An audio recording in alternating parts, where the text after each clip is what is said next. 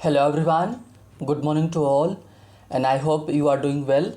तो चलिए शुरू करते हैं आज का न्यूज़पेपर। उसके पहले कि आज का हमारा जो एडिटोरियल है वो बेस्ड है इंडियन प्रिजनर्स को लेकर के, जो भारत में कैदी हैं उनकी स्थिति क्या है और कोरोना के टाइम पे उनके साथ क्या करना चाहिए उसके ऊपर बेस्ड है। तो अगर आप चीज़ों को काफ़ी इन्फॉर्मेटिव है, इम्पोर्टेंट है, इंटरेस्टिंग भी है, तो अगर आप उसको जानना चाहते हैं तो वीडियो के अंत तक बने रहें, है ना। तो चलिए शुरू करते हैं आज का न्यूज़पेपर। पहले देखते हैं हमारी आज की न्यूज़ क्या है। तो न्यूज़ जो हमारी है वो बनी है किसको लेकर के कि जो अपोजिशन हमारा है, विपक्ष है, उसने कुछ अर्ज किया है, कुछ कहा है, किससे, हमारी सरकार से, पीएम जी से कुछ कहा है। तो उसी को लेकर के बोला गया है कि opposition urges PM to start free universal vaccination. तो अपोजिशन ने ये बोला है, कहा है कि वो भी कहा है किसे, पीएम साहब से, प्राइम मिनिस्टर साहब से कहा है कि शुरू करें क्या यूनिवर्सल। तो यूनिवर्सल का मतलब क्या होता है, सार्वभौमिक। और सार्वभौमिक का मतलब क्या होता है, सार्वभौमिक का मतलब होता है किसी को अवॉइड ना करना, पर्टिकुलर। जैसे अभी वर्तमान में क्या चल रहा है, सबसे पहले 60 से स्टार्ट हुआ कि अगर 60 ईयर्स के हैं, उसके अबव हैं, तभी वैक्सीनेशन होगा। फिर आया 45। फिर अभी क्या किया गया कि 18 से लेकर 44-45 के बीच में रखा गया। तो वही बोला जा रहा है कि एक तरफ से, और दूसरा कि एक तो ये हो गया, दूसरा किसी को प्रेफरेंस ना दी जाए, है ना। प्रेफरेंस का मतलब कि नहीं पहले इनको बाद में उनको, सबके लिए एक समान जब कर दिया जाए तो यूनिवर्सल हो जाता है। तो अपोजिशन ने, विपक्ष ने बोला है कि क्या कर दिया जाए कि जो वैक्सीनेशन है, टीकाकरण है, वो कर दिया जाए सार्वभौमिक सबके लिए। और parties ask government to invoke का मतलब क्या होता है कि जो उन पर लगाए गए हैं क्या compulsory licensing to expand vaccination production. तो साथ में ये भी पार्टीज़ ने बोला है कि जो कंपलसरी टैक्स लगाए गए हैं, एक तरह से टैक्स के साथ में लाइसेंसिंग की, हाँ लाइसेंस दिया गया कि भाई आप ही पहले लाइसेंस लें। अगर आप किसी को स्टार्ट करना हो कि वैक्सीनेशन प्रोडक्शन, तो पहले लाइसेंस लो, फिर उसके बाद प्रोडक्शन स्टार्ट करो। तो इसको रोक दिया जाए, ऐसा अपोजिशन पार्टीज़ कह रही हैं, है ना। तो आपको क्या लगता है कि क्या लाइसेंस इन्वोक कर देना चाहिए, जो कंपलसरी लाइसेंस है उसको हटा देना चाहिए, सभी को बोल देना चाहिए कि क्या प्रोडक्शन सभी कर सकते, जो चाहे करना चाहे वो कर सकता है। क्या ये सही होगा कि नहीं होगा, आप अगर चाहें तो कमेंट सेक्शन में आंसर कर सकते हैं, है ना। और नेक्स्ट अगर देखें तो साथ ही में बोला है कि कांग्रेस ने ये बोला है कि क्या करें, जो ऑक्सीजन लेवल हमारा बढ़ाती है, कि मेडिसिन बहुत ज़्यादा इस समय चर्चा में रही जिसका नाम है रेमडेसिविर, है ना। तो रेमडेसिविर, है ना। तो सॉरी, हाँ रेमडेसिविर। तो रेमडेसिविर है, उसके ऊपर बोला गया है कि जीएसटी वेव कर दी जाए, जीएसटी उसके ऊपर से हटा दी जाए, क्योंकि ये महंगा मिलता है ना, कि काफ़ी ज़्यादा ये, इसका ब्लैक मार्केटिंग भी बहुत ज़्यादा हो रहा है। तो कांग्रेस ने बोला कि इसके ऊपर से हटा दिया जाए क्या, GST. GST means goods and services tax. और जो नेक्स्ट हमारी जो न्यूज़ है वो काफ़ी ज़्यादा इंपॉर्टेंट है, स्पेशली अगर आप कि यूपीएससी का प्रिपरेशन कर रहे हैं या फिर आप किसी कॉम्पिटेटिव एग्ज़ाम की प्रिपरेशन कर रहे हैं, तो बहुत ही ज़्यादा यहाँ से केस स्टडी बन सकता है, इन्फॉर्मेशन भी आपको मिल सकती है कि Israel Palestine clashes trigger fears of full scale war. तो पहली चीज़ तो ये हम कि आज हमारा तीसरा दिन है जब हम क्या देख रहे हैं, तीसरे से चौथा दिन है कि इजराइल पैलेस्तीन का, हम इसके ऊपर एक चर्चा भी कर चुके हैं, एक हमारा एडिटोरियल भी हो चुका है, संपादकीय हो चुका है, संपादक जो वाला मेन हमारा डिस्कशन होता है वो भी हो चुका है। तो प्रॉब्लम क्या हो रही है कि जो पैलेस्तीनियन हैं उनके बीच में, पैलेस्तीनियन इस वजह से क्योंकि इस समय रमज़ान चल रहे हैं, और रमज़ान के महीने में क्या हुआ है कि, है ना, ग्रेनेड वगैरह का इस्तेमाल किया गया है और पुलिस भी एंटर कर गई है कहाँ पर, तो कहाँ पर, जैसा मैंने आपको पहले ऑलरेडी बता के रखा है कि मुस्लिम्स जो कम्युनिटी है उनके 3 पवित्र स्थान हैं, मक्का, मदीना, तीसरा जो है अलक्सा मॉस्क है। अलक्सा मॉस्क कहाँ पर है, ये अलक्सा मॉस्क आती है इज़राइल में, और इज़राइल के कहाँ, जेरूसलम में, है ना। तो वहाँ पर आती है। तो प्रॉब्लम ये है कि, और इज़राइल जो है वहाँ पर जो अगर आप पॉपुलेशन देखेंगे तो लगभग 90.5 लाख, है ना, 90.5 लाख, लगभग मान के चलो कि 90.5 लाख ही जनसंख्या वहाँ टोटल है, कि 90.5 लाख मतलब कि 90 लाख, मतलब 1 करोड़ मान के चलो वहाँ पर जनसंख्या है। उसमें से लगभग 19 लाख जो है वो मुस्लिम है, बाकी के ज़्यादा से ज़्यादा उसमें बोल सकते हैं कि लगभग 75% जो है, 73%, लगभग 73% कौन है, ज्यूज़ हैं, यहूदी हैं ना, जुडाइज़म मानते हैं, जो तो प्रॉब्लम ये है कि उनके बीच में क्लैश चल रहा है ना, कि संघर्ष चल रहा है। तो इस बीच में हुआ क्या है कि लोग मारे गए हैं, और एक 33 मीन्स, और देखो यहाँ पर लिखा भी हुआ at least 53 die in Gaza and 6 in Israel, है ना।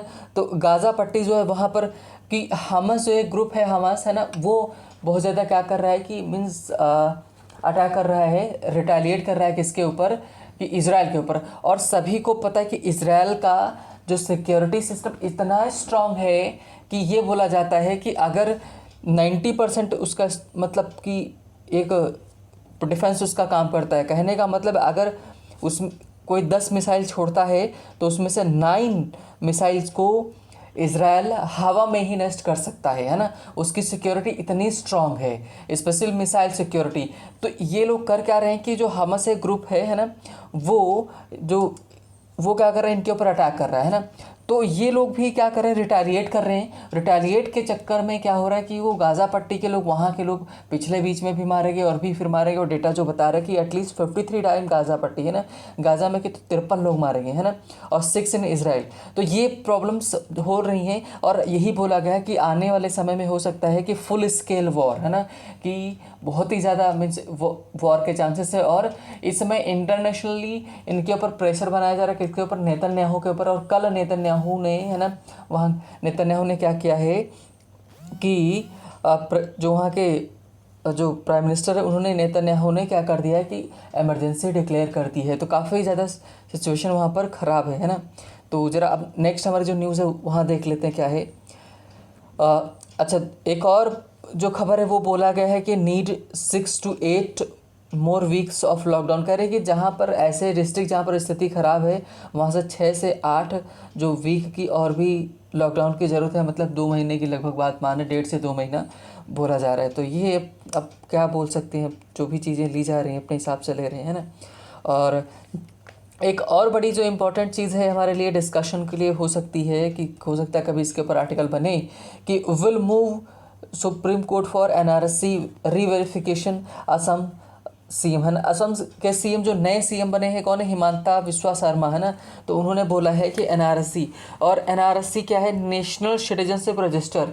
नेशनल सिटीजनशिप रजिस्टर जो है ना, इसको चलते क्या हुआ है कि इसमें कि ये होगा कि जो लोग इसमें नहीं होंगे, और सीए जो लागू किया जाएगा, है ना, सिटीजनशिप अमेंडमेंट एक्ट लागू किया जाएगा। तो जो लोग फालतू के लोग यहाँ रह रहे हैं इंडिया में, वो चाहे वो बांग्लादेश के हों या फिर म्यांमार के हों, है ना, उन सभी को बाहर किया जाएगा। तो इसके लिए उन्होंने वेरिफिकेशन के लिए बोला है कि हम फिर से पुनः वेरिफिकेशन के लिए जाएंगे, and we will ask for the court's guidance, और हम कोर्ट की गाइडेंस लेने की बात करेंगे, है ना।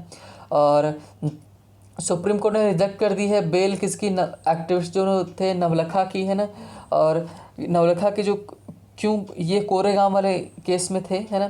तो ये हमारी न्यूज़ थी आज की, है ना। और एक जरा अच्छा, जो सुप्रीम कोर्ट में जो जज थे, जिनका नाम है कौन, सुप्रीम कोर्ट जज DY चंद्रचूड़ जो है ना, उनको भी क्या हो गया, कोरोना हो गया है। और तालिबान ने सीज कर दिया district of the outskirts of Afghanistan capital, जो अफगानिस्तान की कैपिटल है ना, काबुल, वहाँ का कि जो आउटस्कर्ट्स है, मतलब जो किनारे वाले हैं, उनके डिस्ट्रिक्ट को सीज करके रखा हुआ है, कौन, तालिबान ने। तो ये बात सभी जान रहे हैं कि 11 सितंबर को सारी सेनाएं हटा ली जाएंगी, कहाँ से, अफ़गानिस्तान से। और इससे ये होगा कि तालिबान अब सोचो, अभी सेनाएं हटी नहीं है और तालिबान अपना वहाँ से हक जमाना स्टार्ट कर दिया है ना। और इंडिया के जो रिटेल इन्फ्लेशन है वो थोड़ा सा कम हो गई है, कितना 4.29% इन अप्रैल में हो गई है ना। और farmer national table tennis champion जो थे वही चंद्रशेखर, है ना, उनकी डेथ हो गई है, दुखद न्यूज़ है ना। अब चलते हैं अपने एडिटोरियल की तरफ और देखेंगे कि आज काफ़ी इंटरेस्टिंग है ना, साथ ही में इंफॉर्मेटिव है, और आपको सामने एक केस प्रेजेंट करेगा कि क्या सच में ऐसा होना चाहिए कि नहीं होना चाहिए, कि जो कैदी जो हैं, है ना, जो प्रिजनर्स हैं, उनके बारे में भी सोचना चाहिए कि नहीं सोचना चाहिए, स्पेशली जब कोरोना हो तब, उस टाइम पर, है ना। तो चलिए देखते हैं कि आज क्या मिलेगा हमको देखने को। और इसी के साथ में क्वेश्चन भी आपसे मैं पूछूंगा, है ना। फिर एक क्वेश्चन मैं आपसे पूछ चुका हूँ क्या, कि जो क्या सभी लोग चाहें तो प्रोडक्शन कर सकते हैं किसका, वैक्सीन का, बगैर लाइसेंसिंग के। तो क्या ये होना चाहिए कि नहीं होना चाहिए, इसका जवाब आप कहाँ दे सकते हैं, कमेंट सेक्शन में दे सकते हैं ना। तो चलिए शुरू करें। बोला क्या गया है, बोला गया है कि प्रोटेक्टिंग प्रिजनर्स, की प्रोटेक्ट करना किसको, प्रिजनर्स को, जो कैदी हैं उनको सुरक्षित करना, है ना।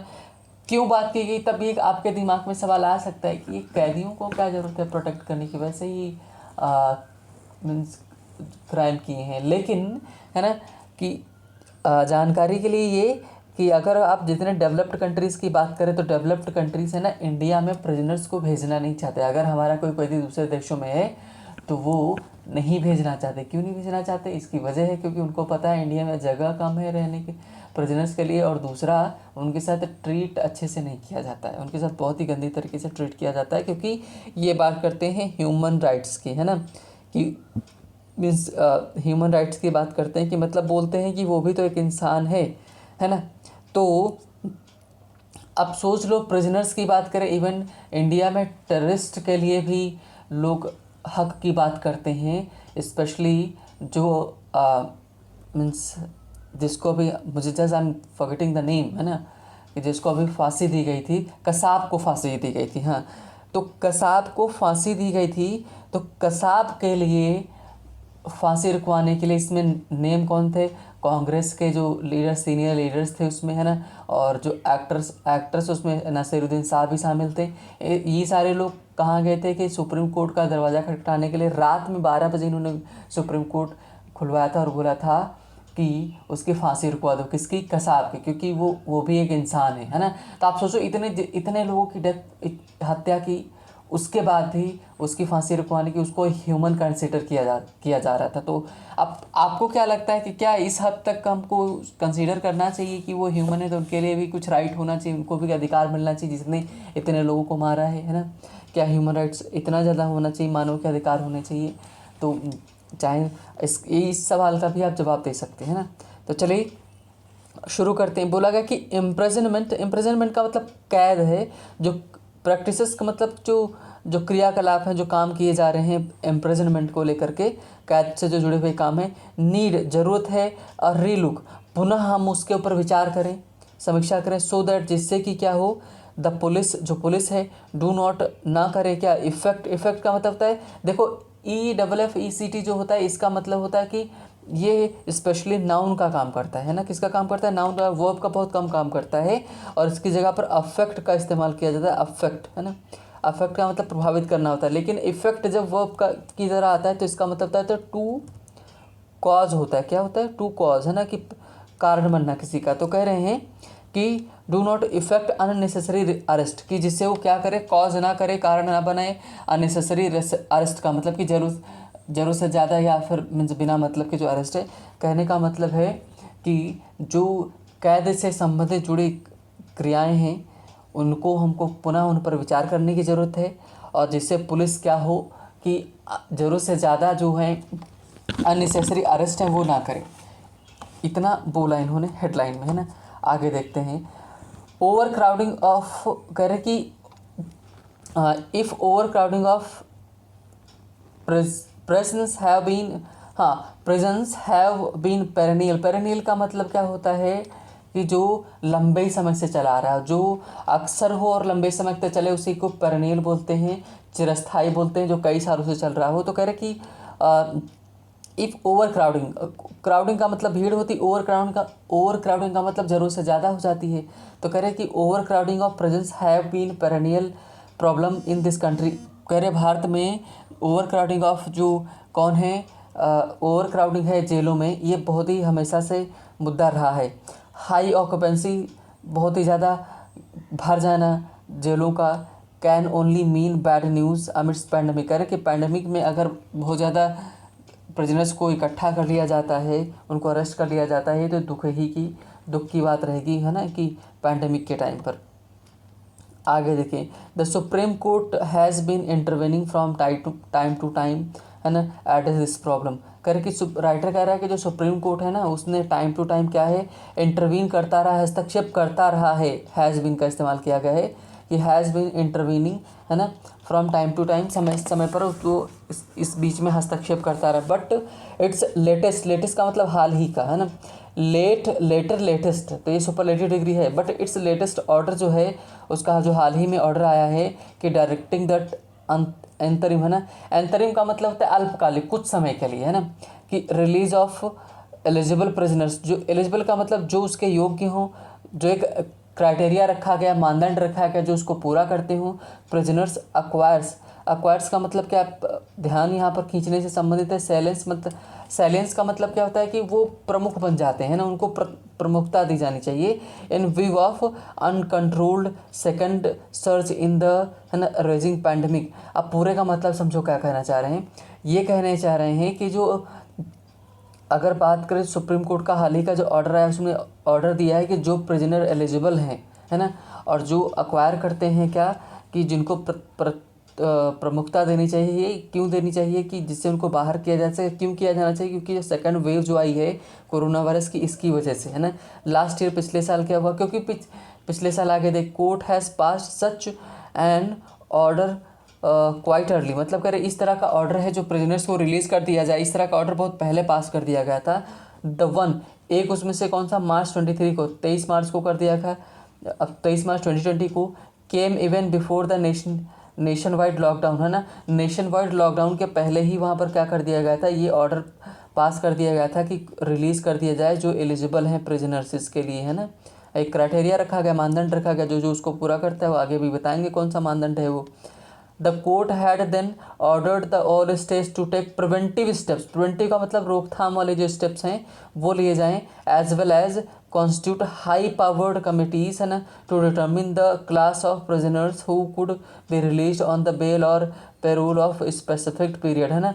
कह रहे हैं कि पिछले साल जो कोर्ट ने एक राज्य है उनको आदेश दिया कि एक प्रिवेंटिव एक्शंस लिए जाएं, किसको, जिससे कोरोना ना फैले। साथ ही में क्या किया जाए कि एक हाई पावर्ड कमेटी बनाई जाए और वो डिसाइड करेगी कि किसको और कितने साल के लिए पेरोल पर या उनको रिलीज़ किया जाए, बेल दी जाए है ना।